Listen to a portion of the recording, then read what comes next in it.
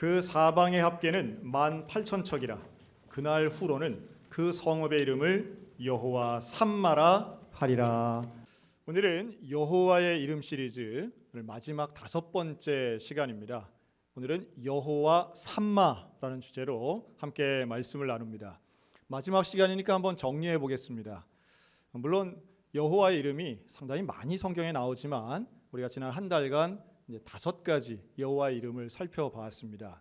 먼저 창세기에 나오는 모리아산 꼭대기에서 아브라함의 믿음을 시험하시며 모든 것을 예비하신 하나님 여호와 이레의 하나님이 있었습니다. 또 광야에 들어간 이스라엘 백성들이 마라에서 쓴물을 만나서 너무도 힘들어서 괴롭고 불평하는 가운데에 하나님이 쓴물을 단물로 고쳐주신 치료하시는 하나님 여호와 라파가 있었고요. 그리고 또한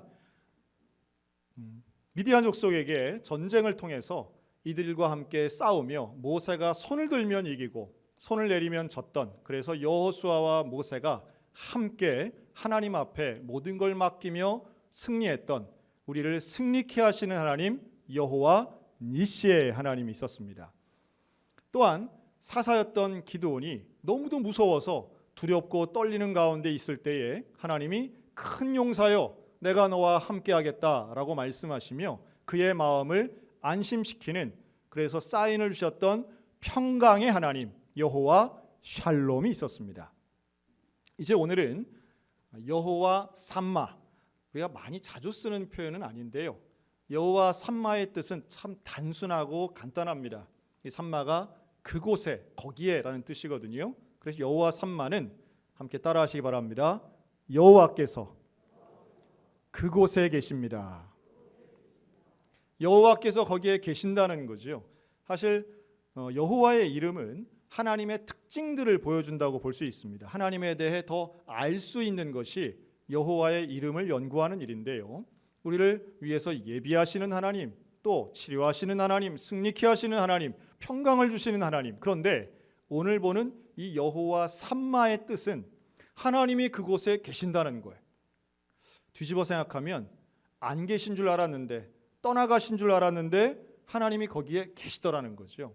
우리가 이 에스겔서 전체가 사실은 이스라엘 백성을 향한 예언과 에스겔 선지자에게 주신 환상의 내용들인데요, 그 결론, 오늘 마지막 절에 나오는 이 여호와 삼마, 이것은 하나님의 성전이 다 불타고 없어졌지만 이제 다시 세워질 성전, 그리고 이전보다 더 큰 그 성전 안에 하나님이 그곳에 계시다라고 하는 여호와의 선포, 이 말씀이 오늘 우리 모두 가운데 믿어지시기를 주님의 이름으로 축원합니다.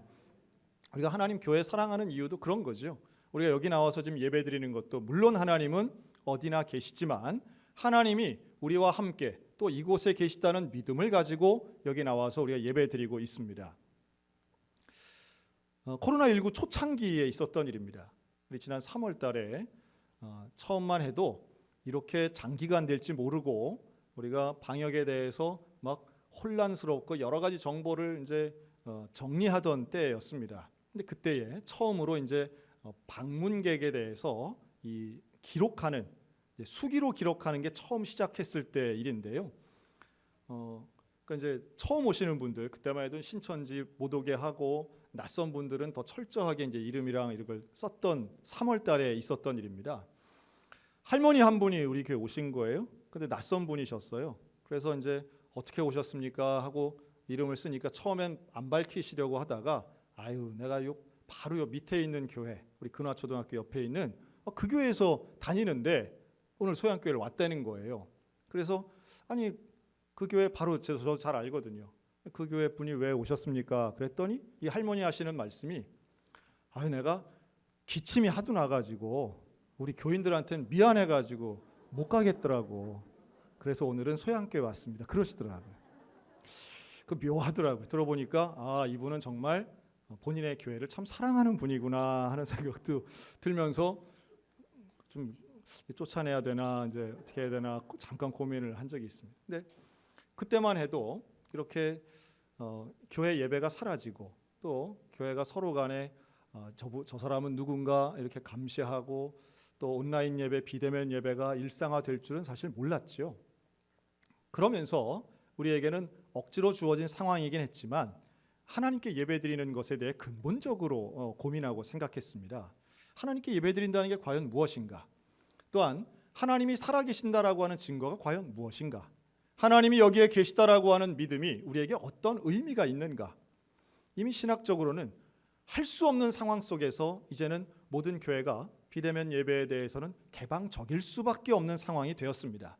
그러나 예배의 방식이나 예배자의 위치보다 더욱 중요한 게 있는데 하나님이 여기에 계시다라고 하는 믿음이 있어야 되는 것이죠. 우리 소양교회 가운데에 우리가 가정에서 가정 예배를 드리건 함께 모여 우리가 공예배를 드리건 하나님이 여기에 우리와 함께 계시는 것 믿으시기 바랍니다. 우리가 사랑하는 교회 공동체 속에 하나님은 살아서 역사하십니다. 우리의 기도를 들으시고 우리의 예배를 받으시는 분, 그 하나님 앞에 오늘도 믿음으로 예배드리는 우리에게 하나님의 놀라운 은혜가 임하시기를 주의 이름으로 축원합니다. 이 에스겔서의 배경을 알 필요가 있어요. 이 에스겔서는 크게 두 부분으로 나눌 수 있는데요. 하나는 하나님의 경고와 심판, 그리고 또 하나는 하나님의 회복의 약속입니다. 이 경고와 심판은 이미 1차 침략, 2차 침략을 통해서 바벨론으로 포로까지 끌려오는 과정을 의미합니다. 나라가 완전히 망한 거예요. 예루살렘 성이 무너지고 성전이 무너지고 나라가 망했어요. 없어져 버렸어요. 그리고 백성들은 다 포로로 끌려온 거예요. 에스겔 선지자마저도 포로로 끌려옵니다. 그래서 그발강가라고 그 강가에서 하나님이 주시는 환상을 보게 됩니다. 미래가 없는 거죠. 아마도 생각지도 못한 일, 아니 일어나서는 안 된다고 생각한 일이 현실로 벌어진 거예요. 물론 이전에도 많은 선지자들이 예언을 했습니다. 너희들 지금 이렇게 하나님 앞에 교만하면, 회개하지 않으면 망한다 얘기했는데 그 말을 잘 듣지 않았던 거예요. 회개하지 않았던 이스라엘이 완전히 망해버렸어요. 가능성이 없어졌어요. 마치 죽어서 말라 비틀어진 뼈조각 같은 신세가 되어버리고 만 겁니다. 그런데 이 에스겔 선지자를 통해 하나님이 하시고자 하시는 메시지가 있습니다.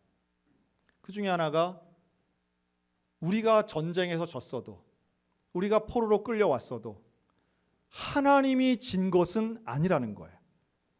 여러분, 우리가 믿는 여호와 하나님은 패배하지 않으시는 분인 것을 믿으시기 바랍니다. 하나님은 패배하지 않으세요. 나는 진 것 같아 보이고 나는 끝난 것 같고 나는 고난 속에만 있는 것 같을지 모르겠으나 하나님은 절대로 지지 않으시는 분이라는 거예요. 그것을 에스겔에게는 환상을 통해 보여주십니다. 마치 유명한 거죠. 마른 뼈가 되살아나는 것 같은 그 환상. 마른 뼈를 향해서 생기가 불라고 명령하지 않습니까? 그랬더니 에스겔 37장에 보면 생기야 사방에서 와서 이 죽음을 당한 자에게 불어서 살아나게 하라. 이 놀라운 선포를 통해서 하나님이 생기를 불어넣으니까 그 마른 뼈들이, 그 쌓여있던 뼈들에게 살이 붙고 생기가 돌아서 군대가 되는 놀라운 환상을 에스겔에 보여줍니다. 그것은 하나님께서 말씀하시는 회복에 대한 소망입니다. 여러분, 코로나19가 언제 끝날까요? 언제가 되면 우리가 이제 마스크 없이 살 수 있을까요? 지금 이제 슬슬 한 1년쯤 되니까요. 전문가들이 이제는 3년도 걸리고 5년도 걸린다는 것을 슬슬 내놓기 시작합니다. 백신 믿을 수 없다고 얘기합니다.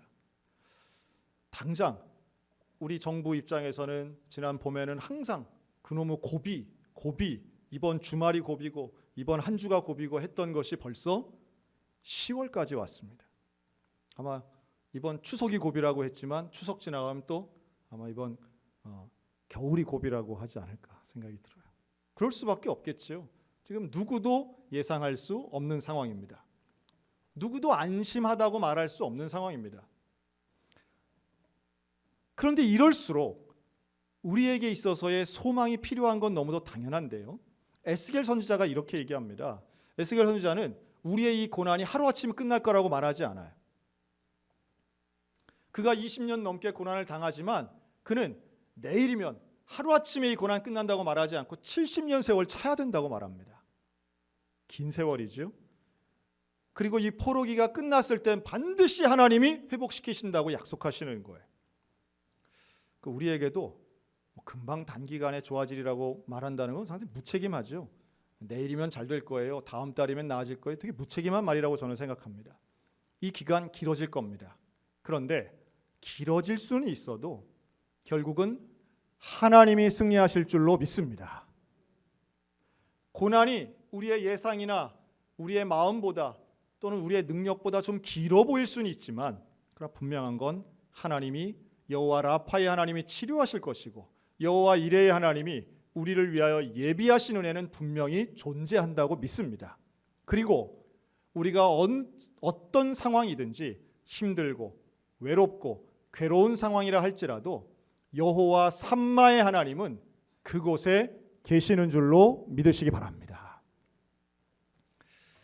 제가 오늘 해드릴 이야기는 정확하지 않을 수 있습니다. 이걸 먼저 전제로 합니다. 왜냐하면 많은 분들의 증언을 통해서 제가 정리한 스토리이기 때문에 그렇습니다.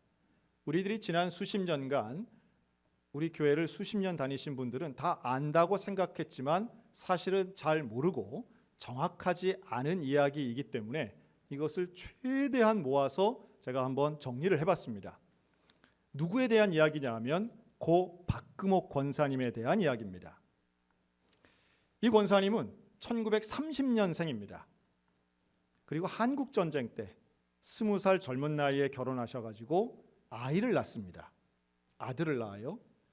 그런데 이 아이가 돌 될 때쯤 죽습니다. 어떤 분은 질병 때문에 죽었다고 들었다고 말하는 분이 있고요. 어떤 분은 사고로 죽었다고 말하신 분들도 있습니다. 원인은 정확치 않지만 정말 어린 나이에 처음으로 난 자녀가 죽게 됩니다. 20대 초반의 엄마 박금옥은 슬펐겠지요, 당연히. 그런데 이 한국 전쟁을 치르면서 남편도 사망하게 됩니다. 물론 한국 전쟁 시기에 사람이 죽는 것 많은 가정이 경험한 일이고 또한 자녀의 죽음을 정말 많은 부모들이 경험했던 시절이기도 합니다. 그러나 내가 경험한 아픔, 나의 가족이 죽는 것은 정말 힘들 일이었겠다 하고 예상을 해봅니다. 그리고 젊은 나이에 이 박금옥은 재혼을 합니다. 그런데 재혼을 한 결혼 생활도 자녀를 낳을 수 없는 아픔이 있었습니다. 그러다 보니 이 남편분께서 다른 여자를 데려오신 거예요. 그래서 한 집에서 3명이 함께 살았다고 합니다. 그런데 데려오신 그 여자분이 자녀를 낳게 되고요. 그러니 함께 살 수 없어 춘천으로 오게 되고 춘천에서 소양교회를 출석하시게 된 거죠. 소양교회는 박금옥 권사님께는 고향과 같은 곳이었습니다. 많은 분들이 중복해서 말씀을 해주시는데 그 젊은 시절 권사님은 교회 와서 기도하는 게 일상이셨다고 합니다. 그런데 기도할 때에 이 권사님은 기도할 때마다 통곡 같은 눈물을 흘리시며 기도하셨다는 거예요. 그런 분들 계십니다. 제가 목회하면서 보니까요. 기도만 하면 우시는 분들이 있습니다. 기도만 하면 우셔요. 저희 장모님도 그렇고 그런데 하여튼 기도만 하면 우는 거예요. 왜 그렇게 우실까? 물론 하나님의 은혜가 감사해서도 우셨겠지요. 그러나 또한 본인의 처지에 눈물 흘릴 수밖에 없는 답답함이, 안타까움이 그분의 삶 가운데 분명히 있었을 거라고 생각합니다. 밤에 교회에 와서 또래 권사님들과 함께 잠도 자면서 기도하면서 새벽 예배를 맞이하신 것도 여러 밤이었고요. 하나님께 기도하는 그 기도의 권사님들이 모여서 기도하면 눈물을 한 바가지씩 쏟으며 기도했다는 거예요. 교회는 부흥했고 교회 안에서 많은 사람들의 사랑을 받았던 분, 고 박금옥 권사님이었습니다. 이 권사님이 만 90이 되는 올해에 돌아가셨습니다. 저와는 최근 5년 제가 갈 때마다 항상 연약하셨고 마지막 요양원에 계실 때는 말 한 말씀 한 말씀 하는 것이 얼마나 힘들었는지 몰라요. 그러면서도 하신 말씀은 늘 교회에 감사합니다. 하나님께 감사할 뿐입니다. 가족도 없고 혼자 사신 이 권사님, 가장 가난한 이 권사님을 위해 우리 교회는 돌아가시면 장례를 책임지고 우리 교회가 해야 되겠다고 일찌감치 정해놓고 있었습니다. 권사님은 사시던 집에 그 방에 보증금을 포함해서 모든 재산 1,000만 원이 조금 넘는 그 재산을 교회에 기증하기로 이미 공증까지 마쳐놓은 상황이었습니다. 그리고 돌아가신 거예요. 우리 교회가 어떻게든 정성껏 장례를 잘 준비하려고 하던 중에 화장하기 직전에 어떤 사실이 발견됐느냐 하면 이 권사님의 가족관계 증명서에 자녀가 2명 있는 것이 드러난 거예요. 이 사실을 우리 교회 그 누구도 모르셨어요. 주민등록 등본에도 나오지 않는 자녀가 가족관계 증명서에 등장한 거예요. 아들 하나, 딸 하나. 어떻게 해야 될지를 모르는 거지요. 그런데 관계부처에서는 이런 경우 자녀들에게 반드시 물어봐야 된다는 겁니다. 그때 제가 이번 이 일을 처리하면서 많은 걸 공부했습니다. 우리와 수십 년을 살았고 교회가 선 의를 가지고 권사님을 돌보고 그 요양병원에서 우리 장로님 권사님들이 돌아가며 당번 서고 함께 도와드렸지만 우리는 서류적으로는 행정적으로는 남이었던 겁니다. 어떠한 권한도 우리 교회에 없었던 거예요. 오히려 그 요양원 시설장에게는 권한이 있었고요.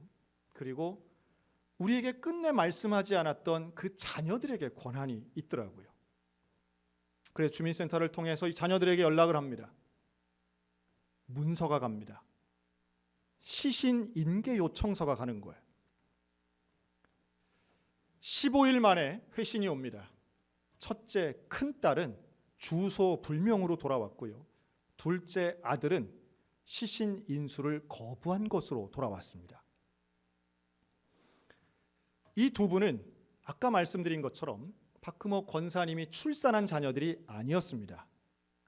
그때 당시에 혼인신고를 하고 다른 부인을 데려왔던 돌아가신 그 남편, 2번째 남편분이 이것이 결혼관계, 가족관계를 정리하지 않았기 때문에 법적으로는 권사님 아래에 있는 자녀들이 돼 있었던 거예요. 물론 그분들 연세가 많습니다.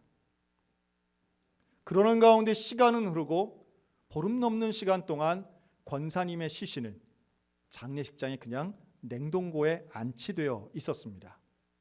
그 기간 동안 저는 마음이 얼마나 불편했는지 몰라요.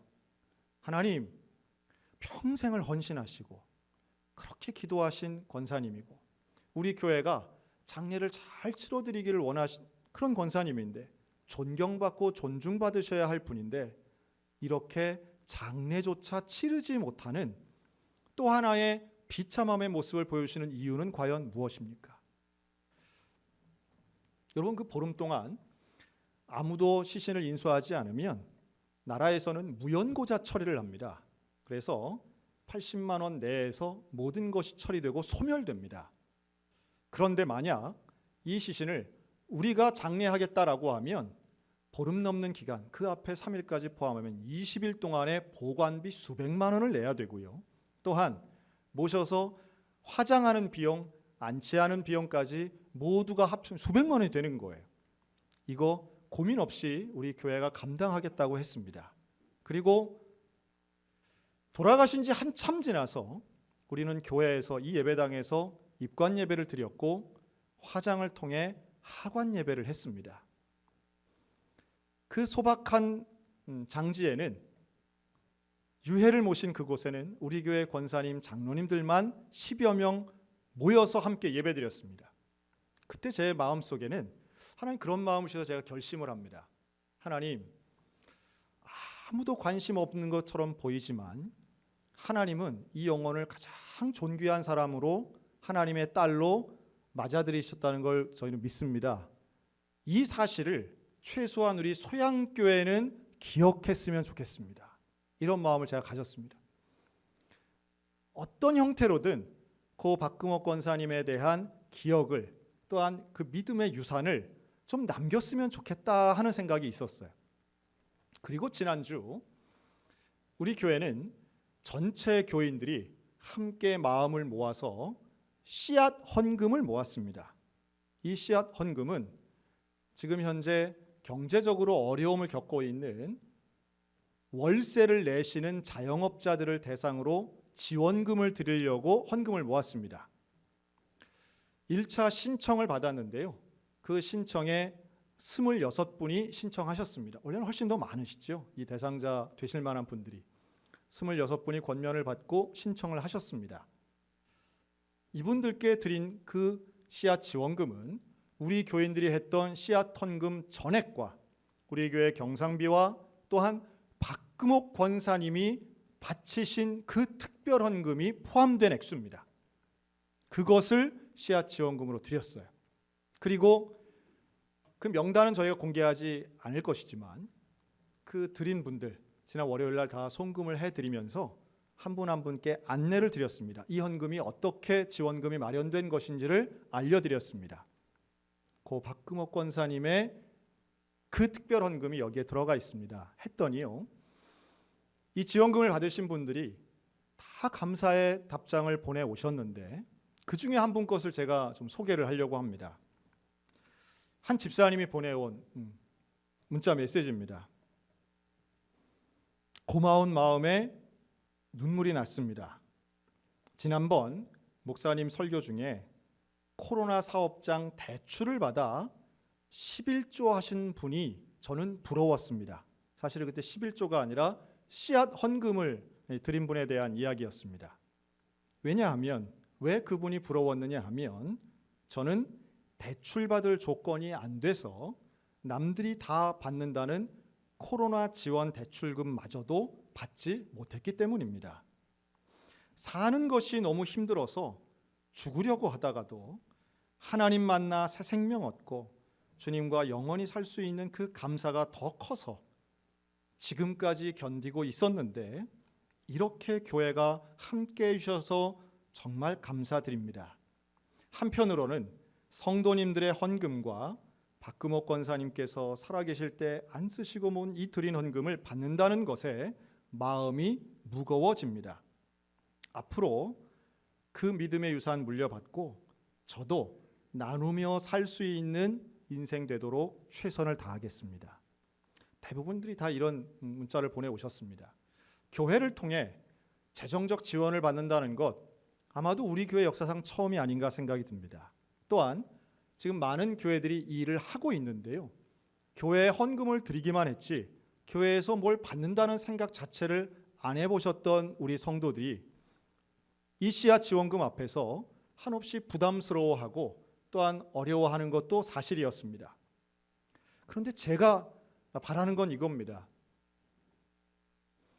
하나님께서는 우리의 가장 어려운 순간 그곳에도 계시는 여호와 삼마의 하나님을 만나게 되시기를 주의 이름으로 축원합니다. 제가 믿기는 어린 아들의 죽음 앞에 슬퍼했던 젊은 엄마 박금옥의 눈물 속에서도 하나님은 함께 계셨고, 억울하고 속상해서 나를 버리는 그 남편을 떠나서 낯선 춘천으로 올 때에도 하나님은 여호와 삼마로 우리 박금옥 권사님을 인도하셨을 것이고, 불 꺼진 예배당에서 눈물을 쏟아내며 기도하던 바로 그 많은 밤들 중에도 하나님은 거기에 계셨을 거라는 거예요.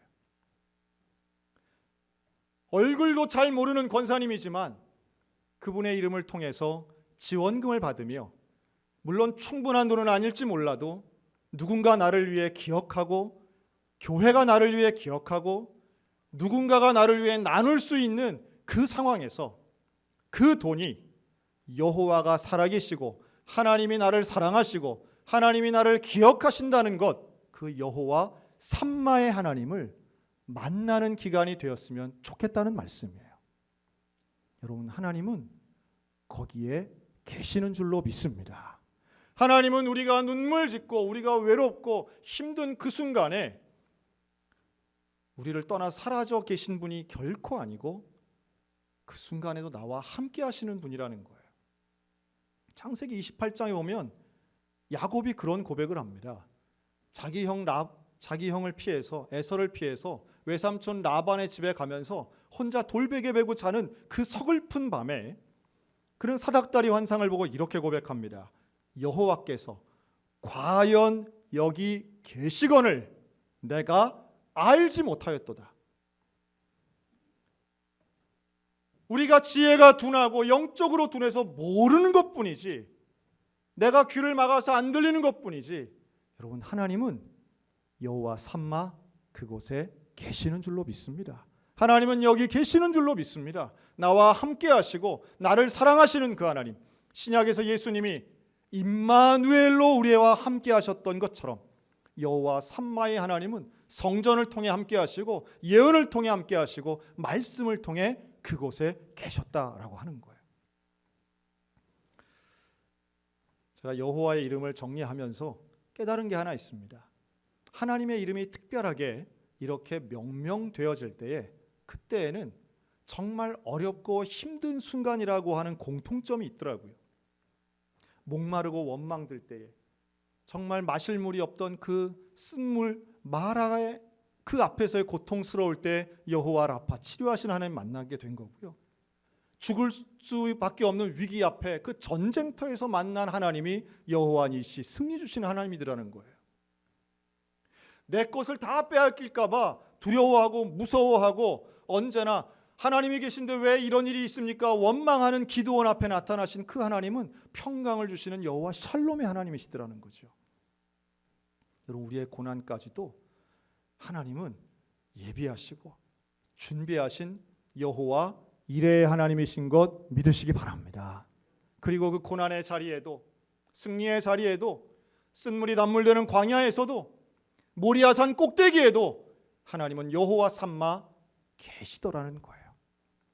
바벨론 포로든 손님이 하나도 없는 내 사업장이든, 서로 간의 아픔과 한숨으로 갈등을 빚는 내 가정이든, 정말 가슴을 칠 수밖에 없는 억울하고 속상한 그 삶의 자리에서 여러분 여호와 삼마의 하나님을 만나시게 되기를 축원합니다. 하나님 우리 홀로 두지 않으십니다. 내가 너와 함께하겠다. 내가 너와 함께하겠다.